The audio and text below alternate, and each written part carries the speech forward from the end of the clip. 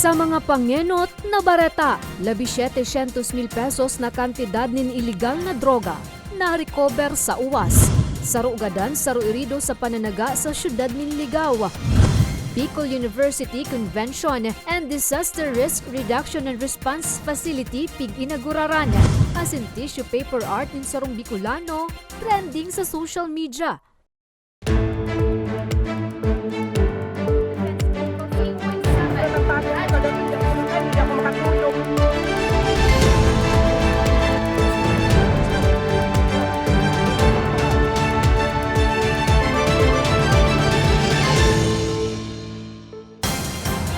Maray na hapon, Martes, Pebrero 28, taong 2023. Unin na ang mga baretang tatak, Bicol. Madadamugman ang mga baretang ini sa 88.7, Radyo Uragon Catanduanes sa 90.7, Radyo Uragon, Legazpi.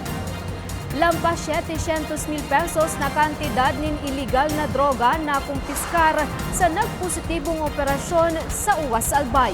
Detalye sa report ni Nomar Corporal. Arestado ang 43 anyos sa si Jose Maria Peralta kang Ligaw City sa pigkasar na entrapment operation kang Uwas Municipal Police Station sa Barangay Irayan Norte, Uwas Albay, alas 11 ning ugto kang Pebrero 25.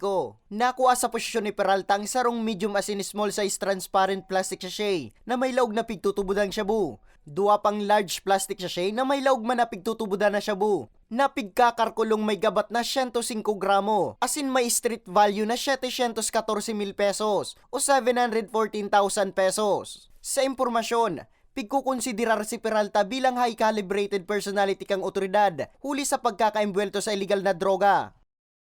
So far po, ito na yung pinakamalaking sa monetary value po. At yung ano po kasi nang nakuhang droga sa kanya umaabot po ng more or less 105 grams. PNP po ay hindi tumitigil sa pagmonitor ng mga illegal na gawain, lalong-lalo na po sa drugs. So kung ang masasabi lang natin tumigil na tayo para yung buhay natin, yung buhay nila mismo hindi masira. Apwera sa mga droga, nakumpiskar pa sa posisyon kan sospek ang sarong caliber 22 revolver na kargado ng 5 bala. As in nagkapira pang basyo ng bala. Po, pumasok po siya sa regional recalibrated po yung niya. Kung baga po, sinusubaybayan pa rin po. Kasi yung mga sa atin po, yung mga nag-surrender na dati or yung mga ng tukhang, hindi po humihinto doon lang yung ating mga operatiba. Kung baga sinusubaybayan. So na-validate siya na may activity pa po siya. So yun, kaya naging successful po yung operation natin. Sa presente, nasa kustodiya na kang Uwas MPS ang mga na-recover na droga asin badili sa sospek na naampangunyan sa kasong pagbalgar sa Comprehensive Dangerous Drugs Act of 2002 asin illegal possession of firearms and ammunitions. Para sa mga baretang tatak, Bicol, Nomer Corporal. Nawawarang aki sa Samar na dukayang gadan sa baybayo na sakop kan Masbate. Detalye sa report ni Ninya Valladolid. Mayonan payo magin ang pribadong parte kan hawak kan magdudos anyos na si Kent Lawrence Oliverio kan poblasyon Kapol Northern Samar kan madukayan kan mga residente sa baybayon na sakop kan Barangay Talib, Aroroy, Masbat mag-alas 4 nin hapon kan Sabado, Pebrero 25. Sa impormasyon, Pebrero 18 pa kan ma-report sa kapulisan ang pagkakawara ni Oliverio na pigtutubudan na nahulog sa sapang kataid sa nakan sa indang residensya na huring nahiling na nagkakawat harani sa nasambit na sapa. Hasta saan biktima ang inanod. Na po ito ma'am, nakita po ng mga taga-Sitio, Kalumpang, Barangay Talib. Pinagbigay alam po kay Kapitan, si Kapitan naman po, Linda Lim, pinagbigay alam po din dito sa barangay, sa amin sa police station. Tulos man na ipinaabot sa kaaraman kan otoridad ang pagkakadiskubre sa bangkay kan biktima. Sa ginibong pagsuysoy kan Aroroy MPS na pag-araman na nadiskubreng hawak, iyo na nawawarang aki ni Lorly Oliverio na iyo man mismo ang nagkumpirmar matapos na mabistuhan ang sulot na gubing kan biktima. Bilang po WCPD rin po ng Aroroy MPS, pinapaalam ko po at pinapakiusap ko po sa mga nanay na bantayan po ng maigi yung kanilang mga anak, lalo na nga po itong mga Kumbaga si Kent nga ay baby pa kasi 1 and 11 months old pa lang. Nabantayan po ang kanilang mga anak na mapalayo sa mga disgrasya. Sangunyan, naiuli naman kan ina kan biktima ang bangkay kan sa iyang aki sa indang residensya. Para sa mga baretang tatak Bicol, Nina Valladolid, Bicol University intern.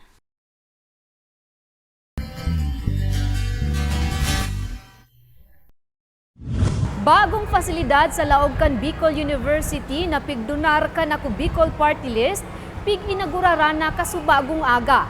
Detalye sa report ni Carmelo Balya.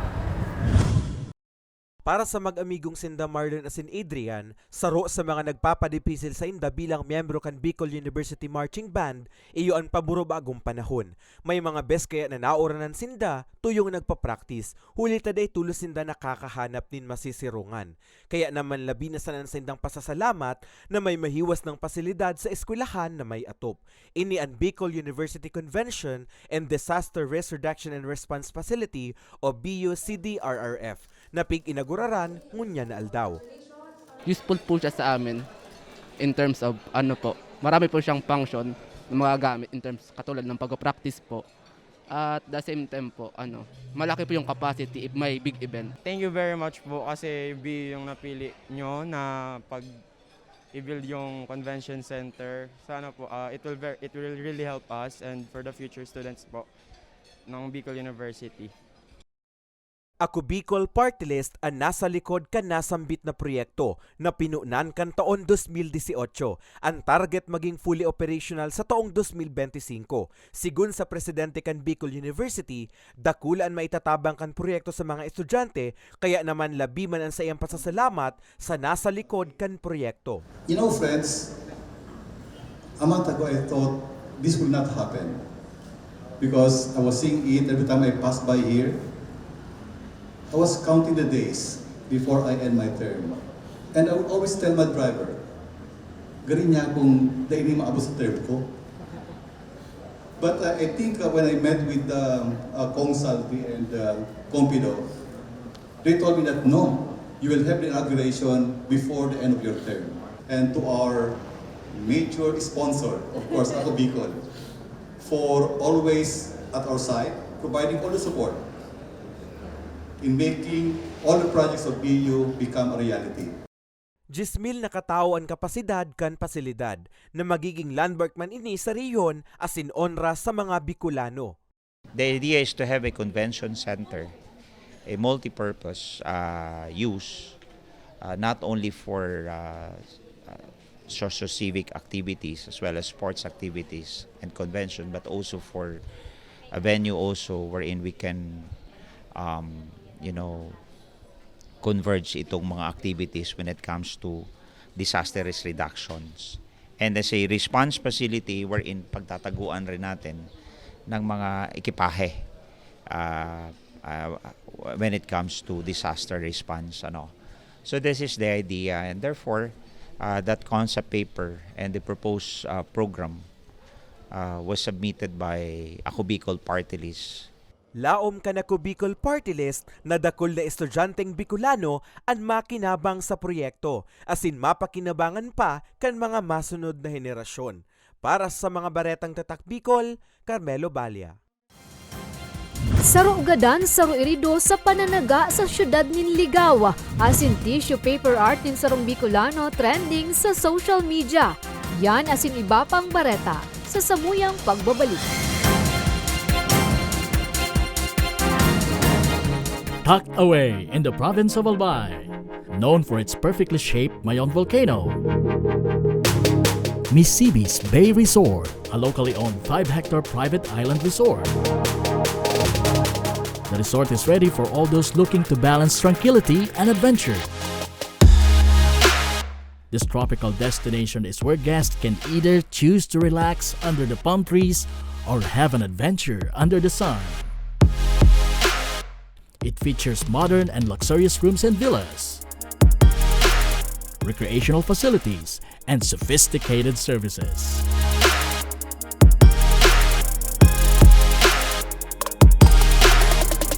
Come and experience Misibis Bay Resort, your tropical island getaway.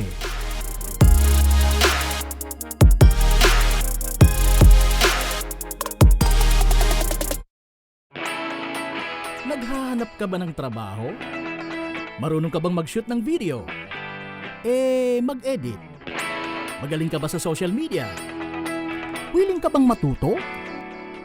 Graduate ng journalism o may alam na sa media? Apply na dahil naghahanap kami ng videographers para sa Camarines Norte, Sorsogon, Camarines Sur, Catanduanes at Masbate. Ipadala ang inyong resume sa actioncallcenter@gmail.com at maging pinakabagong miyembro ng aming team. Tara na! Apply na!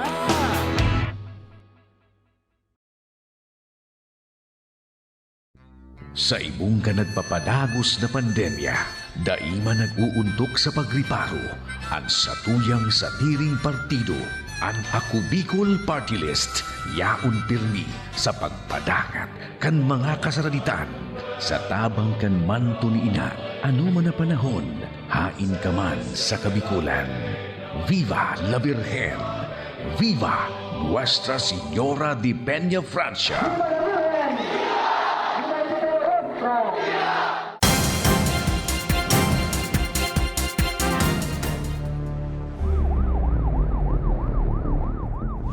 Nagbabalikan ako Bicol Online TV. Saro gadan, saro irido sa insidente nin pananaga sa syudad nin Ligaw. Detalye sa report ni Nomer Corporal. Sa mga litratong kuha kang Ligaw City Police Station, maling ang nagkuriyat na dugo sa igdaang kang 15 asin 11 anyos na magtugang na babayi sa Purok 6 Barangay Kabarean, Ligaw City. Mag-aalas 5 kaya ning hapong kasudma, kan pagtatagaw ni Elite Pait Burlaos 61 anyos ang mga biktima. Sigun kay Police Lieutenant Colonel Joseph Bugsaw, kang Ligaw City Police Station, tiyuon man sana kang mga biktima ang sospek. Mayo man ang magurang kang mga biktima kan mangyari ang pananaga kang sospek sa day pa maaraman na rason. Maswerte naman na nakadulag ang duwa pang tugang kang mga biktima, mantang marikas na duminulag ang sospek matapos kang nakumiter na krimen. Tiyuhin nila, walang iba no, kapatid ng kanilang tatay. Doon sila naninirahan, doon sa nakitira doon sa bahay nila sa dahilang ito ay may na-stroke nung accordingly last March pa from Manila, then dinala rito sa Bicol.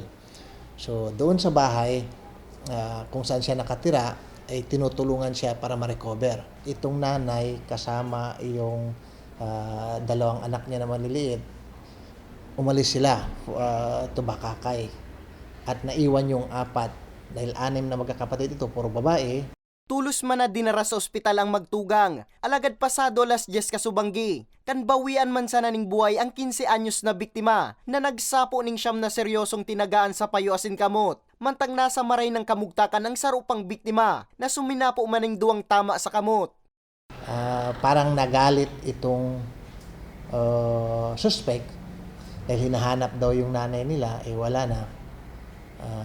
Nung mga alas 5 kaya kumuha ng itak at pinagtataga itong mga biktima at nakakalungkot nga mga bata ito at yun nga napuruhan yung isa, yung panganay. Mientras tanto, dai naman na-recover sa pinangyarihan ang ginamit sa pananaga kang sospek. Sa presente, nagpapadagos pa ang pinagigibong hot pursuit operation kang otoridad, ngani mapanimbag ang sospek na naampang sa kasong homicide and physical injuries. Para sa mga baretang tatak Bicol, Nomer Corporal. Probinsya kan Albay magiging partner na kan United Nations sa sinimbahada kan Australia para sa proyekto may kinaaraman sa disaster resiliency as in climate change. Detalye sa istorya ni Carmelo Balya. An madugangan ang kapasidad kan probinsya nin Albay kontra kalamidad, ini an obheto kan ginibong pagtiripon kasudma. Entre gobyerno probinsyal kan Albay, representante kan United Nations Development Program o UNDP, asin Australian Embassy in the Philippines. Sigon sa gobyerno probinsyal, napilan Albay na maging benepisyaryo kan gigibuho na SHIELD program. Sarong proyekto na matutok sa pagpapakusog ng depensa kontra kalamidad asin epekto kan climate change. Bagay na dakulaan maitatabang sa Albay. Communication. Sabi niya, dakul-daa po ng mga probinsya na napili naging partner na ninda pero nasa least favorite na nindang list. Kasi baka diin na nakikipag-ulay o kulang na sa coordination. So para po mapakusog ining partnership, coordination, close coordination talaga, communication. Pero may man iyan pigtataram ni Gov, pig-welcome niya talaga ang mga partnerships na arog kay ini. Apwera sa climate change and disaster resiliency, prioridad man mapakusog sa proyekto ang health o mga programa sa salud, agrikultura, urban mobility o transportation as in digitalization. Sigun sa representante kan Australian Embassy in the Philippines as in UNDP, napili ni Dan Albay na maging partner sa programa hulit sa Roan probinsya sa mga konsideradong disaster-prone na lugar. Apwera sa pagkakaigwanin sa rong aktibong bulkan, agihan manin mga bagyo ang probinsya. The idea of the SHIELD program is to make sure that when crisis hit and impact a region, the recovery time for the provincial and the people in it is significantly reduced. So then the cost to those people when they're impacted by disaster is not going to continue to drive them into poverty, but actually help them. And Philippines is one of the country in the world when it comes to disaster risk is one of the country affected really badly. So the whole issue of preparedness and preparing the people in a resilience angle will become very important. Sa presente, pigtalaan naman ang gigibuho na signing of Memorandum of Understanding entre UNDP SHIELD as in gobyerno probinsyal kan Albay. Para sa mga baretang tatak Bicol, Carmelo Balya.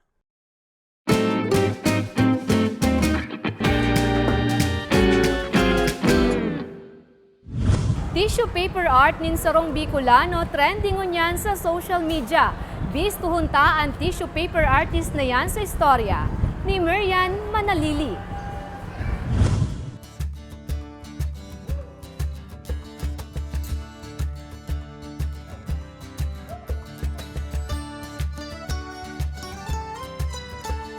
Trending ng God sa social media ang mga obra kan realism visual artist gikan Catanduanes na si Paul Tindugan. Kumpara kaya sa nakatudan, table napkins o tissue paper ang pigdodrawingan niya kan sa iyang mga obra. Nagkapira sa talaga namang jaw-dropping niyang tissue paper art, iyo ang portrait kan oldest Filipina tattoo artist na si Wang Ut.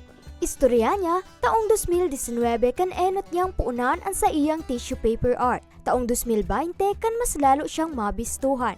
Nag-viral kaya ang portrait niya kan mga crew sa sarong fast food chain na ipigdrawing niya on the spot. Sisay mananggat ang dai mabibilib. Para kay Tindugan, naisip niya ining gibuhon bilang pagpapasalamat sa kapagalan kan mga crew sa nasabing fast food chain.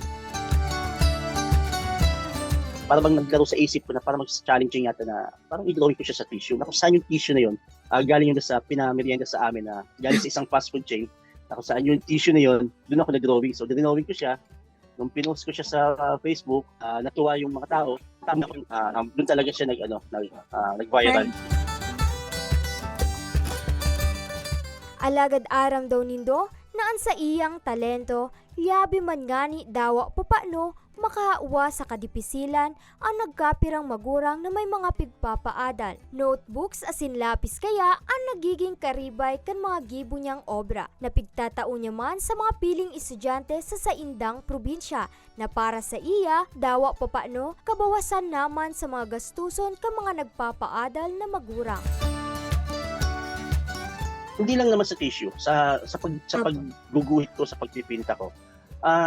Ang pinaka ko lang talaga makapagbigay ng inspirasyon, makapagbigay ng saya.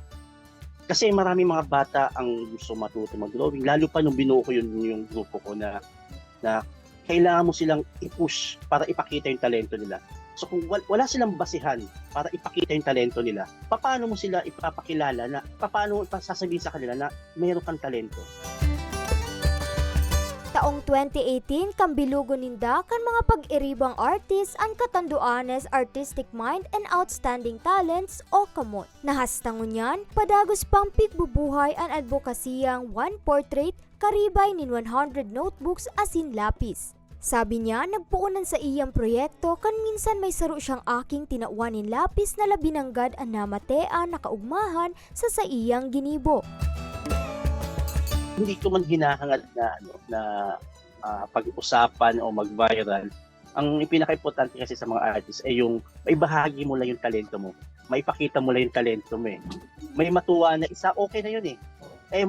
Mas maganda yung mas masaya sa pakiramdam yung mas marami yung natutuwa. So mas maganda sa pakiramdam yung ganun. Sa ngunyan, nasa 11 eskwelahana ang natawan niya nin libreng notebooks asin lapis. Nagpupuon-puon naman siyang magtipon ng mga art materials na sa iya man na ipapanao sa hubines urog na itong mga nasa puso man ang arte. Para sa mga baretang Tatak Bicol, Miriam Manalili, Bicol University Intern. Asin yan ang katiripunan kan mga baretang Tatak Bicol. Ako si Jen Nunez. Salamat!